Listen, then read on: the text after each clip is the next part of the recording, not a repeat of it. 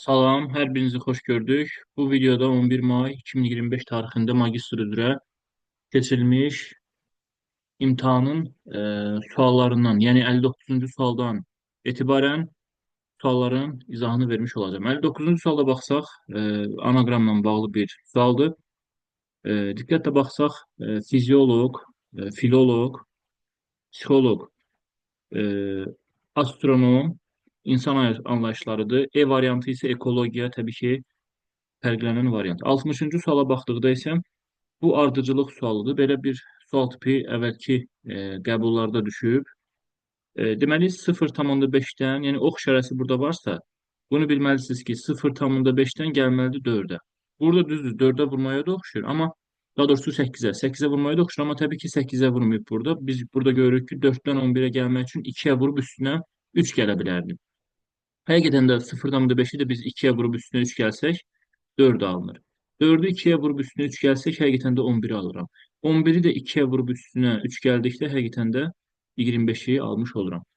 Eyni zamanda, məsələn, bu 16-dan 35-ə gəlib, məsələn, 16-dan 35-ə 2-yə vurub üstünə 3 gəlib, 35-dən 73-ə 2-yə vurub üstünə 3 gəlib, 73-ü də 2-yə vurub üstünə 3 gəlsəm, 149 alıram. İndi sual içərisini almaqdan ötürü sağ aşağı olan hissəyə baxmalıyıq.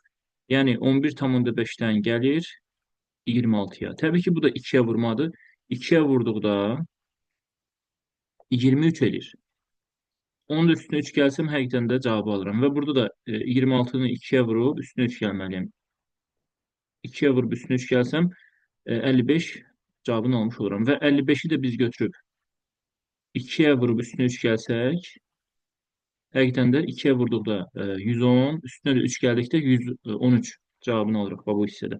Təbii ki, sual içərisinin yerinə 55.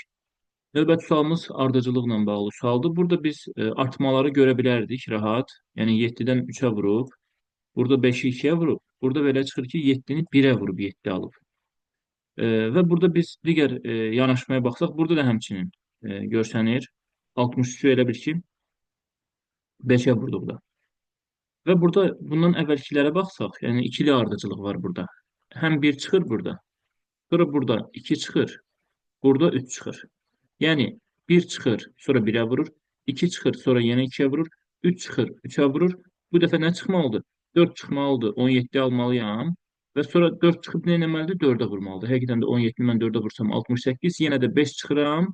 68-dən 5 çıxdım 63, 63-ü də 5-ə vurdum, həqiqətən 315 alıram. Növbəti sualımız, bu da sadə bir sualdır. Deməli, burada biz diqqətlə baxsaq, biz bu çevrəni almalıyıq da. Çevrəni almaq üçün sual içərisinin yerini hansı hissə çatışmır? Biz bu çevrənin tam, yəni dairəni tamamlasaq, belə bir hissə bizə lazımdır, ağ olan hissələr. Təbii ki, balaca bir üçbucaq, bunlar ümumiyyətlə uyğun deyil. Bu təbii ki, bu da uyğun deyil. Bu yarım aval da ümumiyyətlə düzgün deyil. Buradakı yarım aval lazımdır bizə. Təbii ki, ən uyğun variant təbii ki, burada E variantı olmuş olur. Yəni siz bu üçbucağı başlıcağı fıradıb bura yerləşdirəcəksiniz. Bu fiquru isə saat əqrəbi əksinə 90 dərəcə fıradıb yerləşdirərsiniz bura. Növbəti sualımız fiqur cədvəlləri ilə bağlı sualdır. Burada hər sətirdə bir dənəsi, yəni təkrarlanır hər dəfə. Məsələn, bu sətirdə dairə birinci yerdədir. Bu sətirdə dairə ikinci yerdədir. Biz tək-tək baxırıq. Bu sətirdə belə çıxır ki, dairə üçüncü yerdə olmalıdır. Yəni bizim cavabımızda dairə olmalıdır. Deməli, bu D ilə E variantı getmiş olur. Məsələn, biz indi nəyə baxa bilərik? Hər sətirdə X var, məsələn. X-ə baxaq, belə nazik xətdir. Burada ikinci yerdədir. Bu sətirdə üçüncü yerdədir. Deməli, bu sətirdə birinci yerdə olmalıdır. Görürük. Həqiqətən var. Bundan sonra başqa, məsələn, biz yəni X olmamalıdır. Düzdür, sual içərisinin yerində X ola bilməzlər. Çünki X artıq burada var. Deməli, bu variant da gedir, bu variant da gedir. Və biz bu müsbət işarəsi var burada, balaca qalın. Bu birinci sətirdə buradadır, həmin o hissə görürük. Bu sətirdə buradadır. Birinci sətirdə ikinci yerdə idisə, birinci sətirdə birinci yerdədirsə, üçüncü sətirdə axırıncı yerdə olmalıdır, belə çıxır. Və həqiqətən də burada olmalıdır. Və təbii ki, sualımızın doğru cavabı B variantı olmuş olur. Burada da analogiya ilə bağlıdır. Fraza sözdən, binada mərtəbədən ibarət olacaq. Digərlərində yəni uyğunluq yoxdur.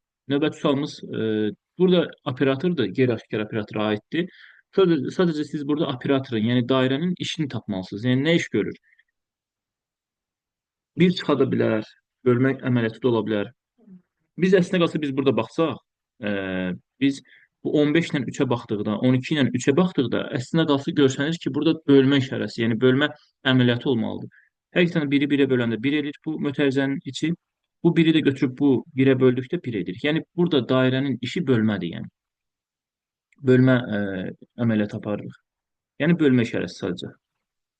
Burada da həmçinin. 4-ü 2-yə böldüm. Mötərizəni 2 almamışam. 4-ü də böldüm 2-yə. Buradakı mötərizəni 2 almışdım. 4-ü də 2-yə böldüm, 2 alıram. 15-i götürüb 3-ə böldüm. Mötərizəni 5 alıram mı? Bu da bölmə işarəsidir. Mötərizənin içi 5-dirsə, bu 10-u götürüb bölürəm, bu 5-ə. Yəni bizim mötərizənin içi 5-dir. 2-ni alıram. Eyni zamanda buradadır. 12-ni 3-ə böldüm. Mötərizənin içini 4 alıram. Bu mötərizə 4-dürsə, 8-i də bölürəm buna 4-ə. 2-ni alıram. Və cavabımız 6-nı 2-yə bölürəm 3. Bu mötərizə bizdə 3 eləyəcək. 9-u da götürüb bölürəm buradakı 3-ə və 3-ü almış olurum. Növbəti sualımız mətn təhlili ilə bağlı sualdır. Deməli, burada bu sualda diqqət etirsək, deyir ki, agentlik gün ərzində turistlərin şəhərdəki 7 muzeyə ekskursiyasını təşkil edir. Yəni agentlik 1, 2, 3, 4. Deməli, neçə dənə var burada? 3, 4, 5, 6, 7 dənə, düzdür? 7 dənə deməli muzeydir və bunların ekskursiyası təşkil olunur. Tamam, bu sualın həllinə baxaq. Adi bir xırda bir cədvəl qurub bu sualı rahatlıqla həll edə bilərik. Yəni sadə mətn təhlili idi. Bu qəbulda ümumiyyətlə çətin təhlil yox idi demək olar. Hamısı asan təhlillərdir. Yenə əsas hissə abstraktda idi. Məsələlər və abstraktlar. Abstrakt tipli məsələlərdə idi çətinlik. Mətn təhlillərində o qədər də çətinlik yox idi. Həm də az idi nisbətən. Deməli biz bu suala baxdıqda 7 dənə muzey adı varsa burada, o zaman biz kəsişməni götürürük. Muzey adlarını aşağıda yazırıq. Muzey adları olsun aşağıda. Məsələn, hərflər verilib. F. Bir də yuxarıda nəyə yazacağım? Nə ilə nəyin kəsişməsi? F gediləcək ilk 3 muzeydən biri olmalı. Deməli, burada sayı söhbəti var. Birinci muzeyə hansı, yəni birinci hansı muzeyə gediblər, ikinci hansı muzeyə gediblər, belə. Yəni üçüncü hansı muzeyə gediblər, yəni belədir. Yəni rəqəmləndə ona görə biz özümüzdən bura birinci, ikinci muzey, üçüncü muzey hara gediblərsə, ondan onun kəsişməsi götürəcəm. 4, 5, 6 və 7. 7 dənə muzey var. Bu formada götürə bilərik. Burada adları yazacağım, muzeylərin adlarını. Bu da G hərfidir. G. Sonra HL. H. Sonra L. Sonra MP. MP. Bir de T qaldı. T'ni də buraya yerləşdirərik. Vəssalam. Bundan sonra biz cədvəlimiz hazırdır. Bunları da ayıraq. Ondan sonra başlayaq sualın həllinə.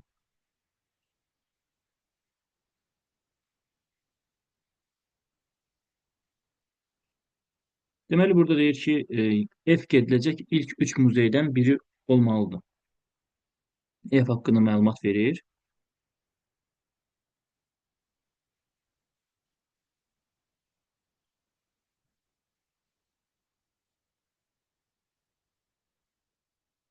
F gediləcək ilk 3 muzeydən biri olmalıdırsa, F ya birinci muzey, yəni birinci dəfə gediblər bu muzeyə, birinci muzeyə F-ə gediblər, ya ikinci, ya da üçüncü yerdə olmalı, belə çıxır. 4, 5, 6, 7 olmaz ki. F-lə 4-ün, 5-in, 6-nın, 7-nin kəsişməsini minus götürdüm. Bu cümləyə qayıtmayacağım. G-yə H-dan dərhal sonra gedilməlidir. Baxın, cümləni diqqətlə oxumaq lazımdır. Yəni GH ardıcıllığını biz götürməliyik. G-yə H-dan dərhal sonra gedilməlidir. G-yə H-dan, H-dən dərhal sonra. H-dan dərhal sonra G. Əgər məsələn, H məsələn ikinci yerdədirsə, G nə vaxt gediblər? Üçüncü gediblər. H-a məsələn üçüncü dəfə gediblərsə, üçüncü muzey H-dırsa, o zaman dördüncü muzey G olmalıdır. Yəni burada deyir, G-yə H-dan dərhal sonra gedilməlidir. G-yə H-dan sonra, yəni H-dan sonra G gələcək. Yəni bu ardıcılıq olmalıdır.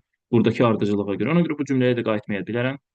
M gün ərzində gediləcək ya ilk ya da son muzey olmalıdır. M gün ərzində ya birinci muzey olmalıdır gediləcək, ya da axırıncı. Deməli, M-lə ya 1 olmalıdır M, ya da ki 7 olmalıdır. Bunlardan biri %100'dür. Deməli, M 2 ola bilməz, 3 ola bilməz, 4 ola bilməz, 5 ola bilməz, 6 da ola bilməz. Bu cümləyə də daha qayıtmayacağım. P gediləcək son 3 muzeydən biri olmalıdır. P gediləcək son 3 muzeydən biri olmalıdırsa, P-nin yeri 5, 6, 7-dir. Bunlardan biridir. Ona görə belə çıxır ki, P-nin, bir də bu hissəni də ayırım. P-nin deməli, birinci ilə ikinci, üçüncü, dördüncünün kəsişməsini minus götürürəm. P-nin gedəcəyi olmalıdır son 3. Son 3 nədir bizdə? 5, 6, 7, son 3. P haqqında da başqa məlumat yoxdur. Əgər tərtib olunmuş qrafika görə P, L, F ardıcıl. Bu ardıcıllıqla bir-birindən dərhal sonra P, sonra L, sonra F bir-birinin ardıcıl. Bu ardıcıllıq və bir-birindən dərhal sonra TLF ardıcılığı varsa, ekskursiyaya olunacaq muzeylərdirsə, bu qrafikdə G neçənci yeri tutar? G-nin yerini deyir tap. Yeni biz tapmalıyıq. Biz diqqətlə baxsaq, TLF ardıcılığı var da bizim əlimizdə. Mən TLF-i hara qoya bilərəm? Məsələn, mən TLF-i bura qoysam, məsələn, birinci yer, ikinci yer, üçüncü yer. Bura qoya bilərəm, məsələn. O zaman mən TLF-i bura qoysam tutaq ki, bizdə o zaman F də var axı. F-in yeri biz bilirik. F-in yeri olmalıdır üçüncü yer. Ən pis halda. Yəni birinci yerdə ola bilərdi, ikinci yerdə, üçüncü yer. Amma bizə artıq TLF ardıcılığını verib. Yəni T-yə gedirlər, sonra dalıca L-ə gedirlər, sonra dalıca F-ə gedirlər. F də bilirəm ki, artıq TL, yəni F-dən əvvəl L var, L-dən də əvvəl T var. Belə çıxır ki, mən F-i 3-ə qoymalıyam məcbur. TLF ardıcılığına görə. Ona görə biz nə edə bilərik? F o zaman olsun üçüncü yerdə, L olsun ikinci yerdə. O zaman P nə vaxt olar? T də birinci olacaq. Başqa bir yerə qoya bilmərik bunu. Sağa tərəf sürüşdürsək, F düşməlidir dördüncü yerə. O da alınmır. Ona görə bu formada yerləşdirəndən sonra plusların sətirlərini minusluyuram hamısını. Daha digərlərinə aid ola bilməz. Plusun sütunlarını və sətirlərini minusluyuruq. Bunun da həmçin. Bu da hazır. Və bizdə bir şərt də var idi. M-in də qiyməti tapıldı artıq. M hara düşdü? 7-yə düşdü. Artıq sütunları da minusluyuruq. Və bizdə bir şərt vardı ki, HG. Yəni, H-ın dalıca dərhal sonra nə olmalıdır? G gəlməlidir. Yaxşı, biz H-la G-ni hara qoya bilərik? Baxırıq vəziyyətə. H-ın yeri burada 3 dənə yerdə boşdur. P-nin də ya 5-ci olmalıdır, ya da 6-cı olmalıdır. Amma HG bir-birinin ardınca gəlməlidir. Bunu dəqiq bilirik. Mən tutaq ki, H-ı əgər H-ı qoysam 5-ci yerə, H-ı. Yəni bunun iki alternatif var. Ya H-ı qoyacam 5-ci yerə, Y düşəcək 6-ya. Yəni H-ı götürüb 6-ya qoya bilmərəm. Düzdür? Çünki H-ın dalıca G gəlməlidir. Götürüb H-ı bura qoya bilərik 6-cı yerə. Y düşəcək 7-yə. Axı 7 bizdə M-dir. H-ı deməli qoymalıyam ya 5-ci yerə, o zaman G 6 olacaq. H-ı ya da qoymalıyam 4-cü yerə, o zaman G olacaq 5-ci yerdə. Mən götürüb bu H-ı 5-ci yerə qoya bilmərəm. Çünki mən H-ı əgər 5-ci yerə qoysam, Y düşəcək 6-cı yerə, P üçün yer qalmayacaq. P çünki ya 5 ya 6 olmalıdır. Bunlardan biri olmalıdır. Belə çıxır ki, mən H-ı 5-ə qoya bilmədim. Y olacaq 6, P-nin yeri dolu. P bir yerdə olmalıdır da. Ona görə biz nə deməliyik? H-ı qoymalıyıq 4-ə, Y-ni qoymalıyıq onun dalıca 5-ə. O zaman P-yə düşür 6, qutardı getdi. Bizdən də G-ni soruşur. G bizdə olacaq 5-ci. Yəni cavabımız burada D variantı. Növbəti sualımız mühakimə tipli sualdır. Yəni burada 1970-ci və sadə bir şey idi. 1970-1990-cı illərdə ərzində yer kürəsində 200 milyon hektar meşə örtüyü itirilmiş. Səhralıqların sahəsi təxminən 120 milyon hektar artmış, 180 milyard ton əkinə yararlı torpaq qatı məhv edilmişdir. Bununla yanaşı, dünya əhalisinin sayı bu müddət ərzində 1,6 milyard nəfər artmışdır. Demoqrafların hesablamalarına görə 2030-cu ildə əhalinin sayı 10 milyard nəfərə çatacaqdır. Bu tendensiya aşağıdakı nəticələrdən hansına səbəb ola bilməz deyir. Hansına ola bilməz? Ola bilər, yox, ola bilməz hansına. Bunu tapmalıyıq. Münaqişələrin, müharibələrin artmasına səbəb ola bilər. Dünyanın fiziki xəritəsinin dəyişməsinə səbəb ola bilər. Bioloji növ müxtəlif əlbəttə ki, azalmasına səbəb ola bilər. Artması olsa artıq onu götürəcəkdik. Atmosferin qorucu ozon qatının qalınlaşmasına xeyr. Ozon qatının qalınlaşması mümkün deyil bu tendensiyada. Ona görə təbii ki, D variantı olacaq bizdə. Atmosferdə qazların normal nisbətin pozulması, bəli, bu ola bilər, amma ola bilməzi bizə soruşur. Ona görə D variantı təbii ki, sualımızın doğru cavabı. Yəni müsbət bir şey deyir burada D variantında, amma mənfi bir şey olmalıdır. 68-ci sualda isə biz diqqətlə baxsaq, sağa doğru güzgü əksidir. Görürsünüz, burada biz dönmənin olmamağını da hardan görə bilərik? Burada dairə sağ aşağıdadır, burada sol aşağıdadır. Belə çıxır ki, sağa doğru güzgü əksi var. Biz də bu fiquru sağa doğru güzgü əksini versək, təbii ki, sualımızın doğru variantı A variantı olmuş olur. Növbəti sualımız kubla bağlı bir sualdır. Bu da rahat sual idi. Açılışla bağlı idi. Onun bağlı forması, qapalı formasını istəyirdi bizdən. Deməli, bu suala baxdıqda kublarla bağlı. Bunu aşağıını təmizləyək. Deməli, bu kublarla bağlı bir suala baxdıqda görürük ki, ümumiyyətlə burada açılışı tapmaq üçün biz nə edə bilərik burada? Daha asan yəni, tapmağımız üçün. Yəni, açılışa uyğun olanı tapmalıyıq, uyğun olanı. Biz diqqətlə baxsaq, bu kvadrat var. Bu üçbucaq kimi baxsaq buna, ya da buna bucaq kimi baxsaq, elə bir şey, üçbucağın elə arxa tərəfində kvadrat var burada. Burada isə üçbucağın sağında kvadrat var. Bu getdi. Sonra biz nəyə baxa bilərik burada? Məsələn, biz baxa bilərik, məsələn, burada kvadratla. Aşırmanı da edə bilərsiniz. Məsələn, bunu aşırda da bilərik sağa doğru. Yəni, variantları baxaq görək hansı alınır, hansı alınmır deyə. Məsələn, biz gəlin aşırda da bilərik bunları. Aşırtsaq tutaq ki, sağa doğru. Bir vayd aşırdıram. Bunu sağa doğru aşırdanda bu formada alınır fiqurumuz. Sağa doğru aşırdanda. Bunu bir dənə də aşırdıram sağa. Bunu bir dənə də sağa doğru aşırtsam bu formada olacaq. Sonra bir dənə də aşırdıram sağa. Bunu bir dənə də aşırdıram sağa və bu formada olacaq. Tamam, bunu aşırtdım. İndi biz burada vəziyyətə baxaq görək alınır yoxsa yox. Məsələn, hansı variantı biz götürə bilərik? Məsələn, aşağını düzü aşırtmalıyıq. Məsələn, biz baxa bilərik ki, burada qara kvadratla həmin o üçbucaq hissəli olan hissə olmalıdır bu. Görürsünüz, kvadrat elə bir şey, bu üçbucağın arxa tərəfində kvadrat var. Burada isə üçbucaq elə bir şey üz-üzə baxır kvadratla. Yəni onun təpə nöqtəsidir, belə deyək. Baxır kvadrata. Bu təbii ki, səhvdir bu variantda. Sonra bundan sonra nəyə baxmaq olar? Yəni variantları çıxış eləyim deyə yəni deyirəm. Məsələn, məsələn D variantına baxaq. D variantının deməli bu oxlar qaydası ilə biz getsək, məsələn bu kvadratın yəni biz bunu saat əqrəbi əksinə fırlatsaq fiqurumuzu. Bu oxlar qaydasına görə götürsək, məsələn kvadrat yuxarısı kimi. Bunu elə bir şey yuxarı düşünün bunu. Kvadratın yuxarısı kimi düşünün bunu. Kvadratın yuxarısıdır bu düşünək. Kvadratın elə bir şey yuxarısı diaqonaldır bu formada. Kvadratın yuxarısı diaqonal bu formada. Düzgün verib. Yəni biz bu oxu versək. Sadəcə burada qara kvadratda problem var. Qara kvadratımız fikir verin düzdür. Bununla qonşudur ağ kvadratla. Sadəcə ona yəni bitişməyib ona qara kvadrat bu ağ kvadrata. Burada fikir verin. Qara kvadrat elə bir ki bitişib bu ağ kvadratın olan üzə.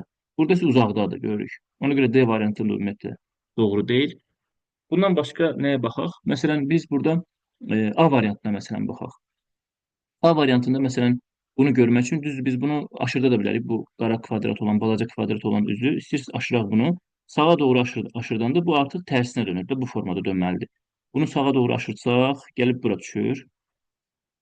Bunu bir dənə də sağa doğru aşırtsaq, deməli düz yanına düşür. Bu üzü aşırdırım sağa doğru da, yəni tərsinə. Düz gəlib yanına düşəcək. Və bunu bir daha da aşırtsam bu formada bu qara hissə düşəcək sol aşağı hissəyə. Gəlib düz düşəcək bura.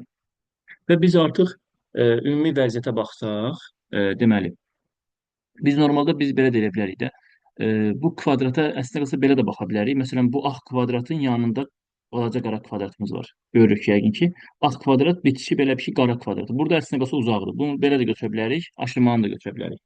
Və burada biz görürük ki, qara kvadrat ağ kvadratdan elə buradakı vəziyyətə görə. Buradakı vəziyyətə görə A variantı çıxır avtomatik. Təbii ki, qara kvadrat ağ kvadratın yanında olmaz. Və yaxud aşırmanı da bu formada götürə bilərsiniz, həll edə bilərsiniz. Və yaxud biz bunu belə də edə bilərik, məsələn, açılışlarda. Bu hissəni götürüb buradan kəsib və buradakı üzü. Buradan kəsib olduğu kimi bura fırlatmadan bura qoya bilərik. Yəni problem yoxdur. Bu formada da qoyandan sonra biz bu üzü bu yana aşırdarıq məsələn. Bu sola doğru indi aşırdanda, tərsinə aşırdanda. Bu qara düşəcək sol aşağıya tərəf. Bunu isə sola doğru aşırdanda olduğu kimi elə sola doğru fırlanacaq. Yəni Təbii ki, bu formada olacaq. Bu açılış, yəni tam açılış formasıdır. Yəni istənilən yanaşmaları biz bu şəkildən götürə bilərik. Və elə bu açılışı etdikdən sonra elə məsələn B variantına baxa bilərik rahat. Oxlar qaydasına görə biz götürsək, məsələn nə görə bilirik burada? Bu arada bu da qara kvadratımız görürük burada. Burada da qara kvadrat var. Məsələn, biz burada görürük ki, qara kvadrat burada sol yuxarıdadır. Bax, bu üzü görürük ki, yəqin ki, sol yuxarıda qara kvadratımız var, bax burada. Eyni zamanda B variantının sol yuxarısına baxırıq yəqin ki, kvadratımız var burada, sol yuxarıdadır. Biz əgər kuba sağ tərəfdən baxanda sol yuxarısı qara kvadrat. Burada da sol yuxarısı qara kvadrat. Biz buradan əgər yol çıxsaq, ox qaydası ilə getsək, ok qaydasına gedəndə düz kvadrata doğru gedirik bu üzdən. Bu üzdən yol çıxsaq, düz qara kvadrata tərəf getdik, düzdür, alınır, yanaşma doğrudur və oxun soluna baxın indi. Oxun soluna baxdıqda bu ikinci oxu qarşılayan diaqonaldır. Bu indi oxu biz nə etməliyik? Sola döndərməliyik. Bunun sola dönməsi budur, düzdür? Yəni ox bizdə belə idi. Bunu sola tərəf döndərsəm belə bir vəziyyət yaranır və oxu diaqonal qarşılayır. İndi biz o diaqonalın düzlüyünü də biz bu yolla, bu üsulla təyin edə bilirik. Bu diaqonal onu qarşılayanda siz bu oxun sağ aşağısını görməlisiniz. Yəni biz bu oxa əgər düz baxsaq, o oxun sağ aşağısı bura düşür. Görürsüz? Yəni başlanğıc hardan? Yəni bu əgər bu formada yol gedibsə, bu ox belədirsə, başlanğıc hardandır? Yəni bu oxa görə başlanğıc sağ aşağıdan sol yuxarıya doğru. Bu oxun da başlanğıcına baxın. Sağ aşağı bu artıq bu oxun sağ aşağısı buradır. Sol yuxarısına doğru gedir. Təbii ki, yanaşma doğru olmuş olur. Növbəti sualımız rebusla bağlı, yəni fiqura ədəd əlaqələri ilə bağlı bir sualdır. Burada təbii ki, yanaşmanı belə görmək olardı. 3-ü 3-ə vuranda 9 eləyir. Elə bir ki, 9 alınır. Amma buradakı 3 artırdı. Biz də bilirik ki, bu 9-u digər 3-ə də vurub təzədən 3-ə böldükdə bu 9-u ala bilərik. Belə çıxır ki, nəticə nədir? Kənarları bir-birinə vurub 3-ə böləcəm sadəcə. Yəni 3 vur, 3 vur, 3 bölünsün 3. Eyni zamanda burada da 7 vur, 15 vur, 6 bölünsün 3. Bu da olacaq 210. Təbii ki, sualımızın doğru cavabı 12 vurulsun 4 vurulsun 9. Bunu da bölməliyəm 3-ə. Bu 3-dən bu 9 ixtisar getsə 3 dəfə. 3 vur 4, 12. 12-ni də 12-yə vursam 144 cavabını almış oluram. Növbəti sualımız e, analogiya ilə bağlı sualdır. Bu da teleskop cihazın bir növüdür. Bax, cihazın bir növü teleskopdur. Harda istifadə olunur? Astronomiyada.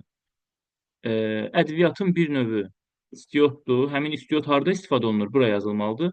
Kulinariyada. Təbii ki, variantlarla baxsaz, hamısı ümumiyyətlə uyğun gəlmir. Əczaçılıq da təbii ki, dərmanlar da orada. Kulinariya təbii ki, ən uyğun variant. 72-ci sual da bizə saha ilə bağlı sualdır. Bu, səhv eləmirəmsə, təkrar sualdır.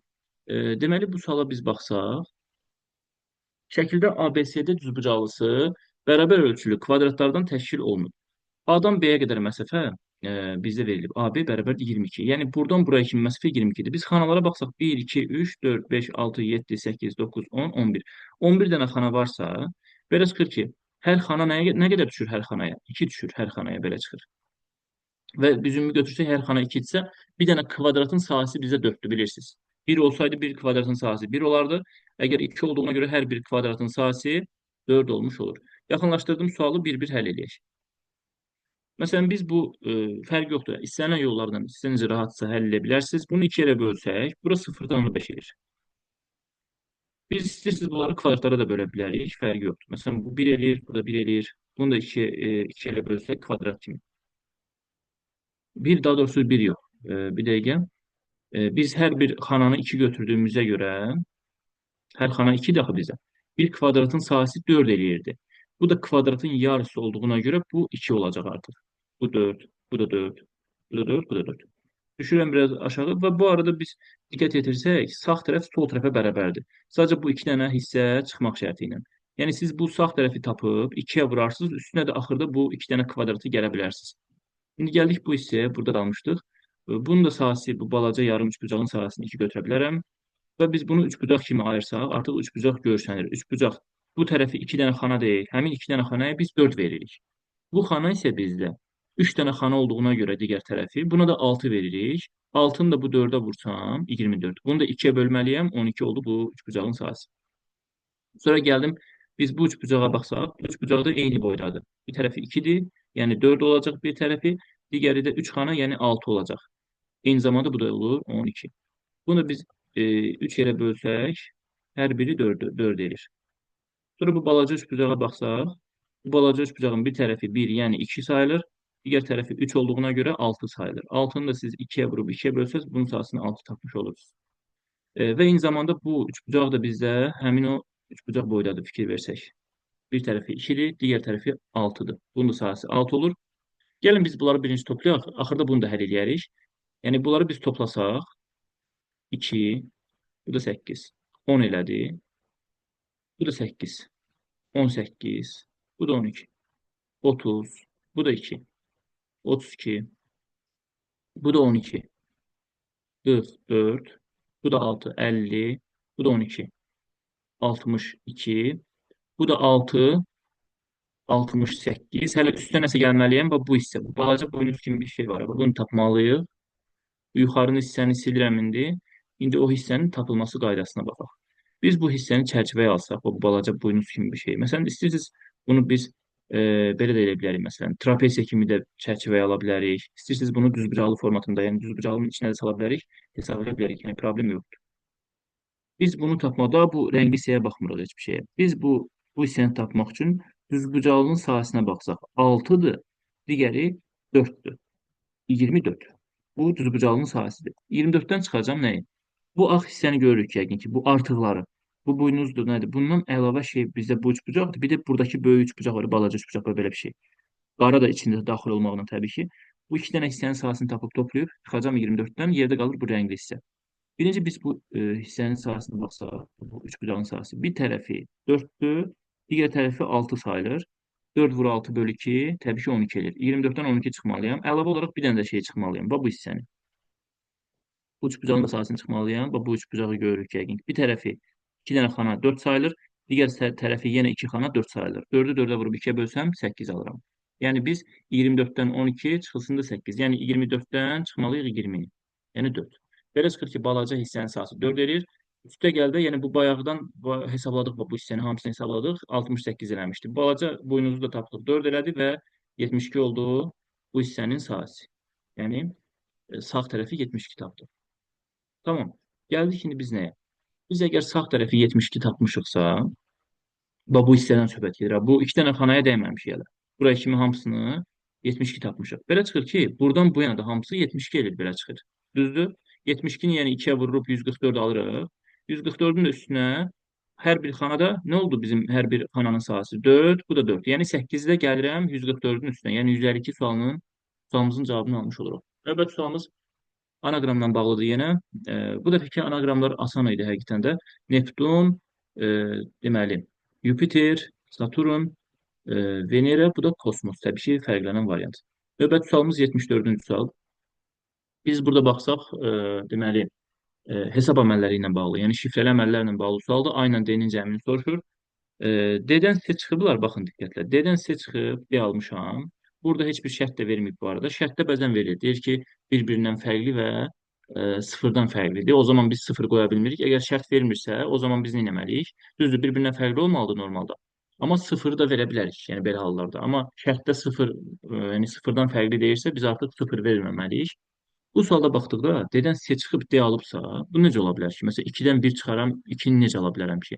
Hər hansı bir ədəddən nə çıxaram ki, eyni ədədi ala bilərəm məsələn? Məsələn, biz belə eləyə bilərik. Məsələn, 2-dən 6 çıxaram. Yəni bu D 2 ola bilərdi məsələn, belə eləyə bilərik. Amma buna ən standart formada yanaşırıq. Tutaq ki, buna C-yə məsələn mən 0 versəydim.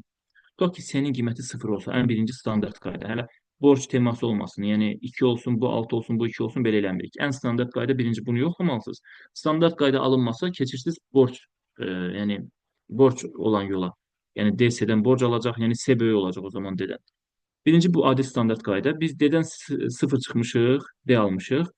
Və bu C-nin qiyməti 0-dırsa və bu artıq 10 olub, düzdür? 10 olub axı. Yəni bu 0-dırsa, yəni 0, bu D-dən 0 çıxıb D almışlarsa, bu C 0-dır. İndi 0-dan D çıxa bilmərəm ki, C götürüb buradan borc alacaq. Bu olacaq 10. 10-dan D çıxıb D alıblarsa, artıq bu D-nin qiyməti bizdə 5-dir. D-nin qiyməti avtomatik 5 oldu. 10-dan 5 çıxıblar, 5 alıblar. Bu hələ birinci yoldur. Əgər belə bir yolla gedəndə alınmırsa, siz artıq borc olan hissəni də yoxlaya bilərsiniz. O zaman D-nin qiyməti 5-dir. Gördünüz? 10-dan 5 çıxdım, 5 aldım. Bu zaman burada görsənir ki, A buna borc verib. Çünki bu A bir vaid azalıb, axı buna borc verib. Həqiqətən bu bir vaid azaldığına görə bu bundan çıxa bilməz. Bu götürüb bundan borc almalıdır. Və bundan borc alsa, təbii ki, burada D-nin qiyməti biz 5 tapmışıqsa, avtomatik burada A-nın da qiyməti tapılır. 4 olacaq yəni. Çünki buradakı A-ya, yəni bu A bu sıfıra borc vermişdi bayaq. Bu bir vaid azalmışdı. Bu bir vaid azaldığına görə bu A-dan bu A-nı çıxa bilmərik, mümkün deyil. Bu A götürüb bundan borc alacaq. Və bu bir vaid buna borc verə-verə 5 kimi düşübsə aşağı, A-nın qiyməti 4 yox, daha doğrusu 6 olmağı görsənir. Deməli, A-nın qiyməti oldu 6. 6 buna borc verib 5 olub düşüb aşağı. A-nın da qiyməti 6-dırsa, həqiqətən də ödəyəcək təbii ki. Yəni bu 6 buna borc vermişdi, bu olmuşdu 5. Bu 5'ten de 6 çıkabilmirdim. Bu 5 de bu soldan borc alsa bu 15 olsa 15'ten de 6 çıkaram 9 alaram. Həqiqətən də yanaşma doğrudur. A'nın qiyməti oldu 6. D'nin de qiyməti oldu 5. Sualımızın doğru cevabı 11 olmuş olur. Növbəti sualımız çoxluqla bağlı sadə bir çoxluq məsələsi idi. 40 nəfərin tələbənin bir qismi yalnız fransız, bir qismi, yəni ikilik Elerven diaqramından istifadə edəcəm. İki dairə, iki fən var çünki. Bir qismi fransız dilini bilir, bir qismi də ispan dilini bilir. Qalanı isə hər iki dili bilir, öyrənir. Belə çıxır ki, bütün qrupda olan 40 nəfər hamısı dili bilir. Yəni burada dil bilməyənlərdən söhbət getmir. Məlumdur ki, tələbələrdən 7-si hər iki dili öyrənir. 7-si hər iki dili öyrənir. Əgər 25 tələbə fransız dilini öyrənirsə, 25 tələbə fransız var. Bax, yalnız fransız yox, ha. Fransızın dairəsi 25 olmalıdır. Belə çıxır ki, yalnız fransız dili bilən 18 nəfər olacaq. Mənə deyir ki, neçə nəfər ispan dilini bilir? Mənim də qrupumda ümumi 40 nəfər olduğuna görə 18-in üstünə 7 gəlirəm, eləyir 25. Düzdürmü? Deməli, yalnız ispan bilən 15 nəfər olur. Əgər bizdən soruşsaydı ki, yalnız ispan dili bilən neçə nəfər olardı, bu 15-i bura çaşdırmaq üçün atıb. İndi bizdən ispan dilini bilənləri soruşursa, ispan dilinin dairəsi bax buradadır bizdə. 7 ilə 15-in cəmi, yəni 22. Növbəti suala baxıram, 76-cı sual. Bu da şəkil analizi ilə bağlı sualdır. Yəni bu şəkli bu şəkillə birləşdirir, bərabərdir bu şəkillə sual içərisi. Buna da biz təbii ki, variantlar arasındakı fərqli olan hissə ilə baxa bilərik. Yəni fərqli olan e, yanaşmalarla. Məsələn, biz nə edə bilərik burada? A ilə B variantı arasında fərqli olan hissəyə baxaq məsələn. A ilə B variantı arasındakı fərqli hissəyə baxaq. Görək hansıdır burada fərqli hissə? Demək, burada fərqli hissə bu nöqtəni də boş yerə vermir, bilirsiniz. Bu nöqtəyə nəzərən siz burada təxmini gözlə yara bilməlisiniz ki, nə harda yerləşir. Məsələn, bunun burasında belə bir xətt var. Görürük yəqin ki. Ya bunu qırmızı ilə gedirim, görsənsin. Ya da yaşıl. Buradakı xətti yəqin ki, görürük. Qeyd olunub. Nöqtənin biraz sağındadır. Nöqtənin biraz sağında həmin hissə yoxdur. İndi burada baxıram. Nöqtənin sağında həmin hissə yoxdur. Üstə gələk. Nöqtənin sağında həmin hissə var. Bərabərdir indi. Nöqtənin sağında həmin hissə varsa, sual içərisində həmin hissə olmamalıdır. Olmamalıdır axı. A getdi. Digər variantları da yoxlaya bilərsiniz. Hansında varsa onları çıxarsınız. Digər variantlarda təbii ki, yox. Gəldik məsələn B ilə D-nin arasında olan fərqə baxaq. B ilə D variantı arasındakı fərq belə nöqtənin biraz yanında olan hissədir. Bax, bunu görürsünüzmü? Bu var burada. Burada isə həmin hissə yoxdur. Nöqtənin yaxınlığında həmin hissə burada var. Burada təbii ki, yoxdur. Bərabərdir. Nöqtənin yanında həmin hissə varsa, sual içərisində olmamalıdır həmin hissə. Olmamalıdır axı, bu getdi. Digər variantlara da baxa bilərsiniz. Digər variantlarda yenə yoxdur. İndi gəlin B ilə C variantı arasındakı olan fərqli hissəyə baxaq.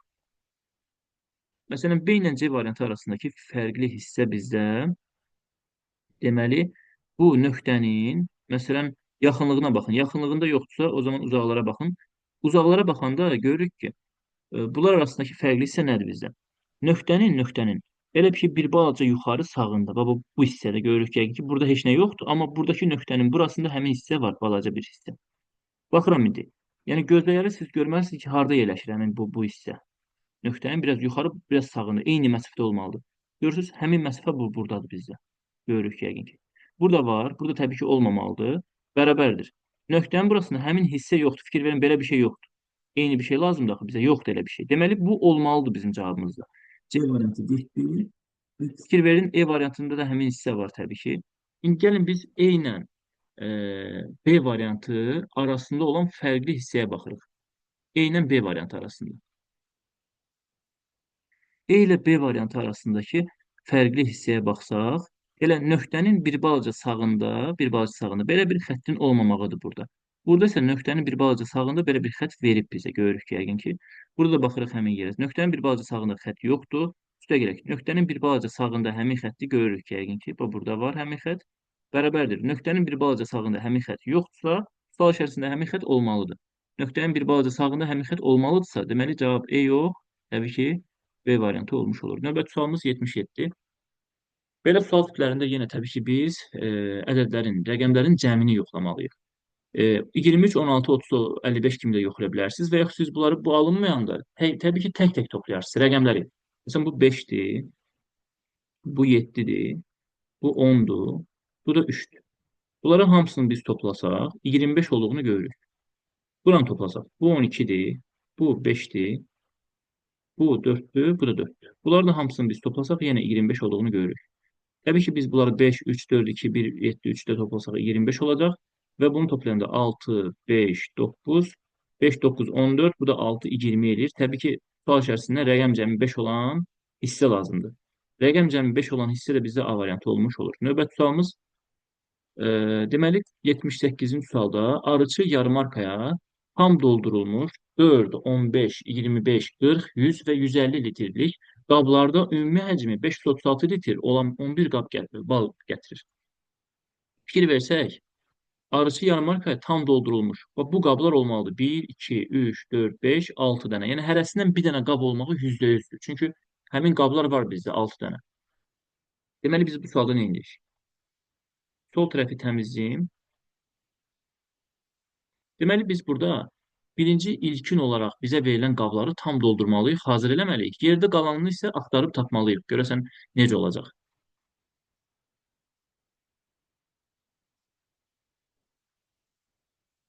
Məsələn, bu bizim birinci qabımız nə qədərdir? 4 litrdir. Tam deyək doludur. İkinci qabımız, bu birinci qabımız məsələn. İkinci qabımız olsun 15 litr. Üçüncü qabımız deməli 25 litrlikdir. Dördüncü qab, beşinci qab, bir də altıncı qab. 6 dənə qab var da. 1, 2, 3, 4, 5, 6 dənə. Dördüncü qab 40 litrlikdir. Beşinci qab 100 litrlikdir. Altıncı qab 150 litrlikdir. Biz diqqətlə baxsaq, bunlar tam dolmalıdır qablarla. Bunları hamısını biz toplasaq, 19, bu da 25, 44, bu da 40, 84, bu da 100, 184. 184'ün də üstünə gəlməliyəm 150'ni. 150'ni. 184'ün üstüne 150 gelsem 334 edir, düzdür? 334, bəli. Yəni bunları biz toplasaq, gelir cəm hamısı 334 edir. Təbii ki, götürüb bizə ümumi nə qədər bal gətirib? 536. Götürüb 536'dan çıxacam bu qablarla dolu olan balların həcmini. 334'ü çıxıram. O zaman 2, 0, 2, 202 litr qalır, düzdür? Həmin 202 litr bizdə artıq 102 buraya yazaq. 202 litr bizdə qabla balda olmalıdır. Neçə dənə qaba əlavə olaraq? 11 dənə qab olmalıdır ümumi. 6 dənə qabı doldurmuşam. Yerdə qalır 5 dənə qab. Birinci qab, ikinci qab, üçüncü qab, dördüncü və beşinci qablarımız. Bunları da biz elə doldurmalıyıq ki, ancaq bunları doldurmalıyıq. Çünki ümumi 11 dənə qab olmalıdır. Və bu 1, 2, 3, 4, 5-ci qabları da elə doldurmalıyam ki, ümumi eləsin 202 litr. Ona görə məsələn götürüb birinci qaba götürüb 150 litr qoyaram. Daha rahat olsun. Birinci qaba məsələn 150 qoysam, yəni bunlar öz yerində. Bu qablar təbii ki, balla doludur. 334. 202 litr qalır əlavə. Hələ 202 litr doldurmalıyam hələ. 5 dənə qab da əlavə olacaq ki, ümumi 11 dənə qab olsun. 150 litr birinə qoysam, 202-dən biz 50-ni çıxsaq, yerdə qalır nə qədər? 52 litr. Yəni bu 4 dənə yerdə 4 dənə olan qaba 52 litr bal olmalıdır, doldurulmalıdır. Ona görə biz nə edə bilərik? Amma hansı neçə həcmli bizdə qablar var? 4, 15, 25, 40, 100 və 150. Yollardan hər hansı birini yəni yaza bilərik, problem deyil. Təbii ki, ikinci 150-ni qoya bilmərəm. O zaman hansını qoya bilərəm məsələn? 100 də qoysam 202-ni keçir. Təbii ki, daha 100 olmayacaq. 40-ı qoya bilərəm, düzdür? 40-ı qoysam tutaq ki. 40-ı qoysam 190 oldu mu? 190. 202-yə çatmaqdan ötürü mənim 12 litrlik bir şeyim qalır. Deməli, bunlara hərəsinə 4 qoya bilərəm. Görürsünüz? 4, 4, 4. Bunlar təbii ki, qablar idi bizdə. Birinci qab, ikinci qab, üçüncü, dördüncü, beşinci. Ümumi həqiqətən də bizdə ümumi say oldu 3 dənə, 11 dənə qab və həqiqətən də 150-lik də oldu. Biz bunun ikinci alternativini tapa bilərik. Görək varmı, yoxsa yox. Bunu yoxlama məqsədi ilə nə edə bilərik? Məsələn, bura birinci qab elə 150 qalsın. İkinci qabı o zaman 40 götürmərəm. İkinci qabı götürərəm məsələn 25. İkinci qabı 25 götürsəm, yerdə 3 dənə qab qalmır. 150 ilə 25-in cəmi 175. 202-dən də 175-i çıxsam, yerdə qalır orada 27. Biz bu 3 dənə qaba 27-ni necə yerləşdirə bilərik məsələn? Amma biz bunlardan istifadə etməliyik də, məsələn 4 və 15-dən. 25-dən də istifadə edə bilərik. Təbii ki, alınan deyil. E, 3 dəfə 12, məsələn 4 qoya bilərəm. 4, 4, 4, 12 alınır, düzdür? 175, o da 12. 175, o da 12. 187. Əlavə olaraq da bizə 187, 15 də lazımdır. Amma mən bir dənə 15 də götürsəm, artıq mənim olur 12 dənə qabım. Axı bizdə burada 5 dənə qab olmalıdır. Ona görə təbii ki, 25 dənə olanı yoxlasaq da alınan deyil. Və yaxud biz nə edə bilərik? Bu 150-ni də bir rivayət azaldaram. Bu birinci alternativ doğrudur onsuz da. 150-ni azaldıb 100 eləsəm tutaq ki. 150-ni azaltsam, 100 eləsəm, yəni 100 litrlik qab da qoya bilərəm məsələn. Görək alınır yoxsa yox. Birinci biz qaba 100 qoyuruq bu dəfə. 100 qoysam, tamam 100 hazır. Artıq ikinci qaba 150 qoymaram, 202-ni keçəcək. 100, 202-dən mən 100-ü çıxsam, yerdə qalır orada 102. Bu 4 dənə qaba 102 litr bal əlavə eləməliyik. Biz burada tutaq ki, 2 dənə 40-40 eləsək, 80 eləyir. 2 dənə 40-40 qoysam, 80. 102-dən 80 çıxsam, yerdə 22 qalır. Bu iki dənəsini 22 ilə doldura bilirəmmi? Təbii ki, doldura bilmirəm. Yaxşı, onda bir dənə 40 qoysam bəs. Və istəsəz necə edə bilərik? 102, yəni qalıbsa, biz 102-ni necə doldura bilərik? Məsələn, 2 dənə 40 qoysaq bəs. 2 dənə 40 qoyanda 80 alınmadı, düzdür? Yaxşı, bir dənə 40 qoysaq, bir dənə 100, bir dənə 40. Tamam. 102-dən çıxırıq 40-ı, qalır orada 62. 3 dənə qalıb biz 62 litrlik, belə deyək, ballarını doldurmalıyıq, yəni ümumi. İndi bunu necə edə bilərik? 62 olsun deyə. 3 dəfə 45 də olsa olan deyil. Məcburuq 25 qoyaq bir dənə. Bir dənə 25 qoyduq. O zaman 62-dən 25 çıxıram. Qalır orada 37, düzdür? 37 qalır. İndi bu iki dənə qaba 37 qoymalıyam, düzdür? Biri 25 olsa, biri 12 olmalıdır, alınmır. Biri 15 olsa alınan deyil, 40 da qoysaq alınan deyil. Hər formatda yoxlasınız alınan deyil. Təbii ki, bunun bir dənə alternatifi tapırıq məsələn. Keçdik indi nəyə? Keçirik və bunları silirik artıq. Bizim bir dənə alternativimiz hazırdır onsuz da. 11 dənə qab dolub onsuz da balla. Yəni şərt deyil əslində qalsa bunu tapmağa. Bir dənəsini tapsaz bir dənə alternativi variantları çıxdaş da edə bilərsiniz. Yəni ona qədər də qorxusu yox. Keçdik suallarımıza. Məsələn burada biz burada baxsaq, deyir ki 4 və ümumi bizim 11 dənə qabımız yoxdur. Məsələn 1, 2, 3, 4 dənə 4 litrlik var. 4 dənə 4 litrlik var. 2 dənə 150 ümumidir. Ümumidən söhbət gedir. 2 dənə 150 litrlik qabımız var. Sonra 40 litrlik 2 dənə varımızı görürsünüz. 2 dənə 150 litrlik var. 2 dənə 150-lik. 2 dənə 150-lik. 2 dənə 40 litrlik var. Burada baxsaq, 40 və 150 litrlik qabların sayı eyni deyildi deyir. Mənə nə lazımdır? Mütləq doğru olan variant lazımdır. Axı 40 və 150 litrlik yəni qabların sayı eyni ola bilir axı. Deməli bu 3-ü atmalıyam. 3 bizim cavabımız olmayacaq. Təbii ki, burada D variantı getdi, C variantı getdi. Sonra biz nəyə baxa bilərik burada? 100 və 15 litrlik qabların sayı eyni deyildi. 100 və 15 litrlikdən söhbət gedir.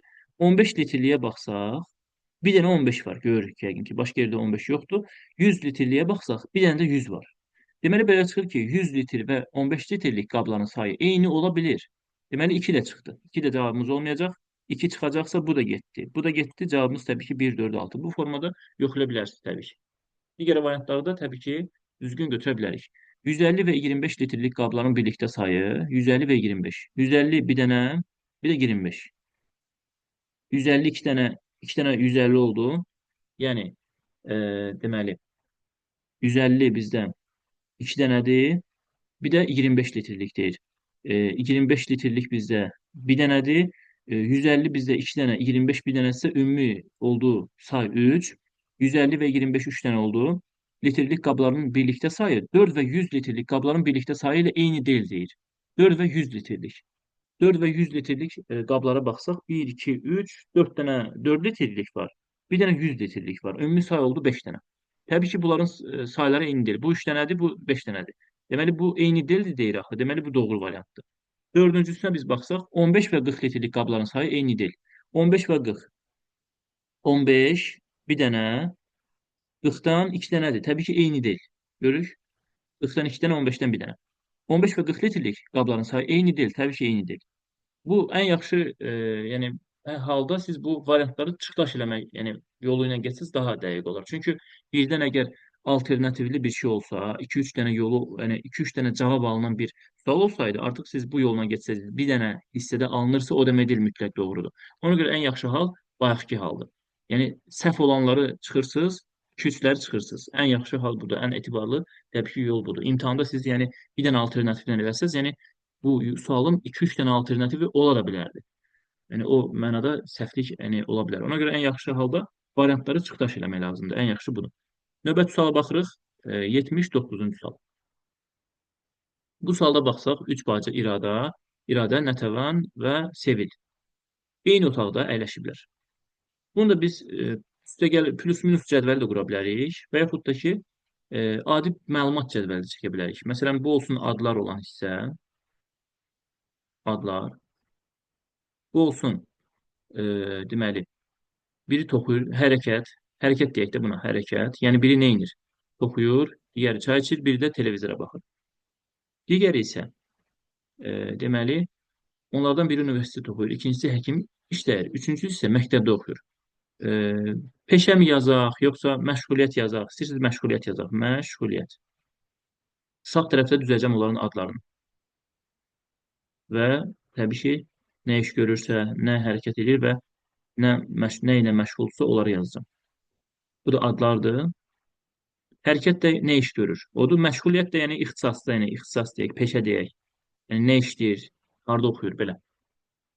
Birincisinə biz baxsaq, birinci cümləyə baxsaq, onlardan biri universitet, bunu bilik. İradə həkim deyil. O, buraya yazıram İradə. İradə. Həkim deyil axı, yuxarısına yazıram həkim. Üstünə bir dənə xətt çəkə bilərəm də, yadında qalsın ki, İradə həkim deyil. Yadda saxlamalıyıq. Natəvan isə, Natəvan, məktəbli deyil. Buraya yazıram Natəvan. Məktəbli deyil, düzdür. Buraya yazıram məktəb. Məktəb. Bir dəqiqə. Məktəb yazıram bura. Məktəb. O üstündə xətt çəkirəm ki, bilim ki, məktəbli deyil bu. Natəvan.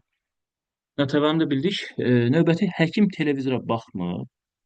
Həkim televizora baxmır. Bu iradə belə çıxır ki, həkim deyil onsuz da. Və bizdə növbəti suala baxıram. Məktəbli çay içir. Belə çıxır ki, bu Natəvan çay içmir. Çay içmir təbii ki bu. Sonra məktəbli çay içmir. Bunu da bilirik. Natəvan toxumağı bacarmır. Tələbənin adı nədir və o hal-hazırda nə edir? Natəvan toxumağı bacarmır. Düzdür? İndi diqqətlə baxın. Natəvan bilirik ki, məktəbli deyil. Burada bizə məlumat vermişdi. Deməli, burada bizə vermişdi bir məlumat. İradə həkim deyil. Bunu bilirik, yazmışıq. Natəvan isə məktəbli deyil. Bunu da bilirik, məktəbli deyil. İndi baxın, həkim televizora baxmır. Bunlardan həkim kimdirsə, televizora baxmır o. Yəni, həkim televizora baxmayacaq. İndi baxırıq burada. Həkim televizora baxmır. Məktəbli çay içir yazılıb. Tamam, çay içən təbii ki, bu Natəvan deyil. Və belə çıxır, baxın hələ. Bu 3 dənə məşğuliyyət var idi axı. Natəvan toxumağı bacarmır cümləsi artıq bizə kömək edir ki, Natəvan neynir hal-hazırda? Natəvan toxumağı bacarmır, düzdür? Eyni zamanda çay da içmirdi. Buraya yazmışam. Mən Natəvanın üstünə çay, üstünə xətt çəkmişəm. Natəvan üstünə xətt çəkmişəm. Çünki burada məktəbli çay içir yazılıb axı. Natəvan əgər məktəbli deyilsə, belə çıxır ki, Natəvan çay içmir. Natəvan toxumağı da bacarmırsa, deməli hal-hazırda toxumur. Yaxşı, Natəvan nə iş görür? Biri nə iş görürdü? Biri çay içirdi, biri toxuyurdu, heç biri deyil. Deməli, Natəvan televizora baxırmış. Hərəkət olan yerə yazıram televizor. Televizor. Natəvan belə çıxır ki, televizora baxır. Sonra televizora baxan kim idi bizdə? Natəvan toxumağı bacarmır, bunu bildik. Məktəbli çay içir. Tamam. Məktəbli bizdən kimdir? Baxaq. Məktəbli bu deyil. Bir dənə cümlənin əvvəlinə qayıdaq. Onlardan biri universitetdə oxuyur. Bunu bildik. İradə həkim deyil. İradə tamam həkim deyil. Natəvan isə məktəbli deyil. Natəvan da məktəbli olmadığını bildik. Həkim televizora baxmır. İndi baxın, həkim televizora baxmırsa, nə iş görür görəsən?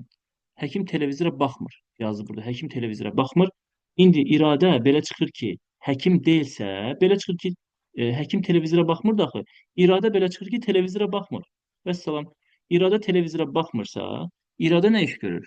İradə məcbur toxumalıdır. Hərəkət olur, toxuyur. Artıq hərəkətlər hamısı tapıldı, sual hazırdır.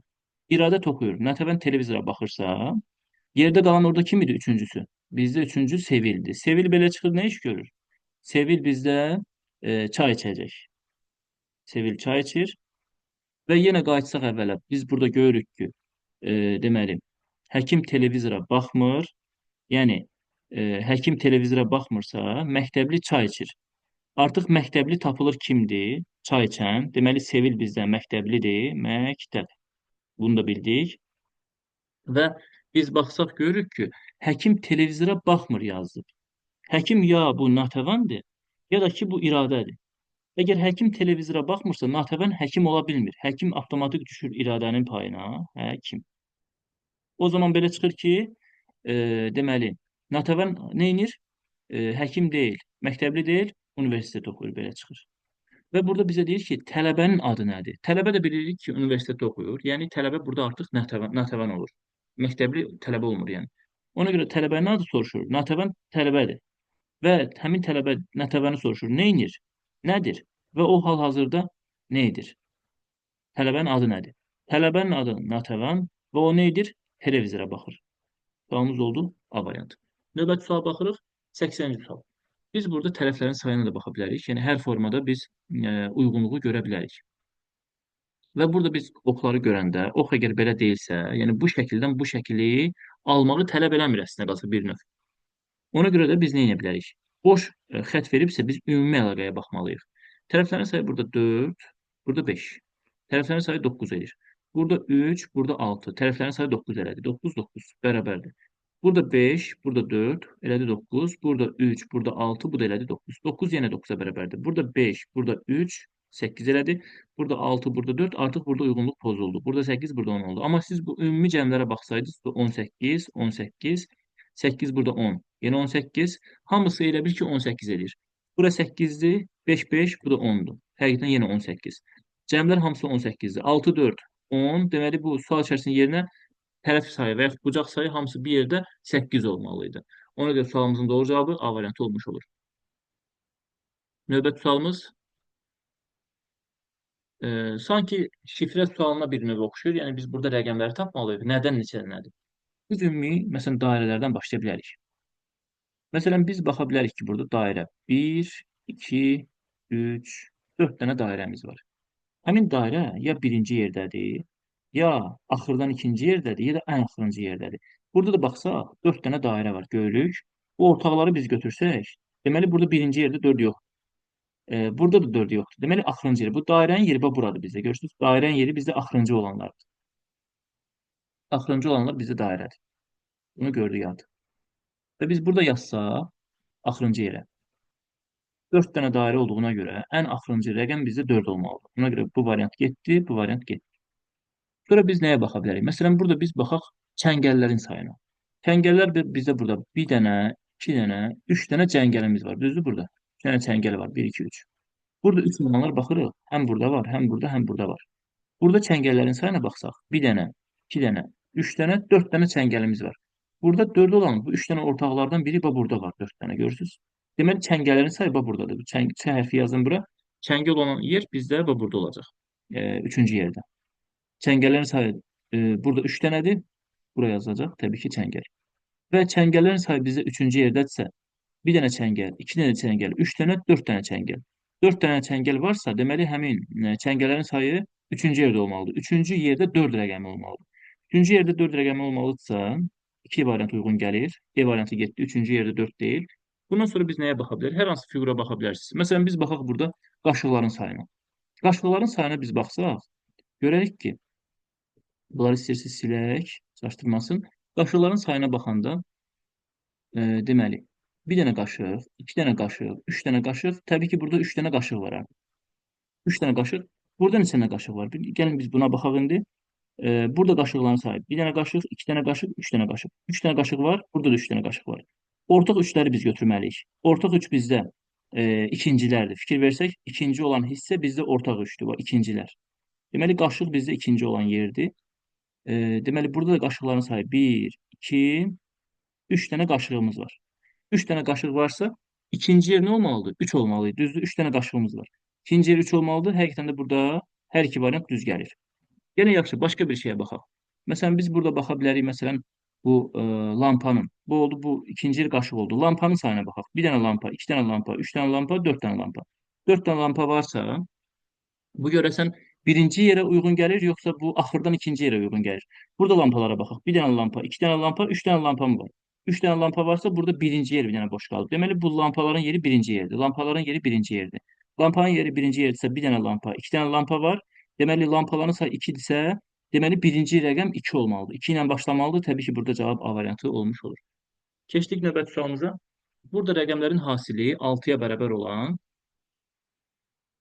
5 rəqəmli ədədlərdən ən kiçik. Burada demir ki, rəqəmləri fərqli. Heç bir şərt qoymur. Rəqəmlərin hasili 6-ya bərabər olmalı və 5 rəqəmli olmalıdır. Təbii ki, mən ən kiçiyi tapmalıyamsa, 1, 1, 1, 4, 4 dənə rəqəm. 5-ci rəqəm də 6 olmalıdır ki, rəqəmləri hasili 6 olsun. Təbii ki, ən balacası bu rəqəm olur. Birinci mərtəbə. Ən soldakı mərtəbələr bacardığımız qədər balaca eləməliyik. Bu ədədin sonuncu 2 rəqəminin cəmini müəyyən edin. Bu ədədin sonuncu 2 rəqəminin. Sonuncu 2 rəqəmi buradadır bizdə. Təbii ki, burada cəm oldu 7. Növbəti sualımız da analogiya ilə bağlı, yəni fiqur analogiyası ilə bağlıdır. Yəni ardıcıllıq təbii ki. Burada dairələrin sayı 0-dır. Burada bir dənə dairə var, burada 2 dənə dairə var, burada 3 dənə dairə var. Digərləri azalır get-gedə. Burada 4 dənə dairə olacaq. Digər fiqur bir dənə olmalıdır. Təbii ki, 4 dənə dairə olan variant C variantı. Növbəti sualımızda verilən sözlər arasındakı məntiqi əlaqəyə analoji olan variant seçin. İdxalla ixrac arasındakı olan əlaqə alqı ilə satqı təbii ki, əks mənalı hissə olmalıdır. Burada heç birində yoxdur. Alqı ilə satqı təbii ki, uyğun gələn variantdır burada.